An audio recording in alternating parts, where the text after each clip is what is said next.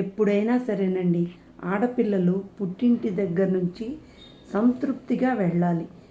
మన వదిన కానీ, మరదలు కానీ, ఎవరైనా సరే, మన అమ్మ నాన్న కానీ, ఏదైనా సరే రూపాయి ఇచ్చినా సంతోషంగా తీసుకెళ్ళాలి. అంతేగాని గొడవలు, ఏడుపులు, నాకు అంత పెట్టలేదు, ఇంత పెట్టలేదని కమర్షియల్గా ఎప్పుడూ ఆలోచించగాకండి. ఒకటి, మనకి కలిసి రావాలి కానీ ఎవరు ఇచ్చిన రూపాయి మన దగ్గర ఉండదు.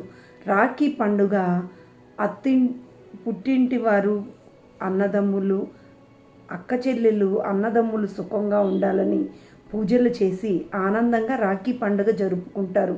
అంతేగాని వాళ్ళు ఏదో ఇస్తారు వస్తువులు అని ఏ అక్క చెల్లెళ్ళు భావించరు.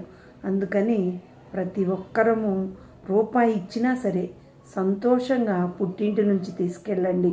ఆ పుట్టింటికి ఆడపిల్ల ఆనందంగా వెళ్తే కలిసి వస్తుంది, చాలా మంచిది.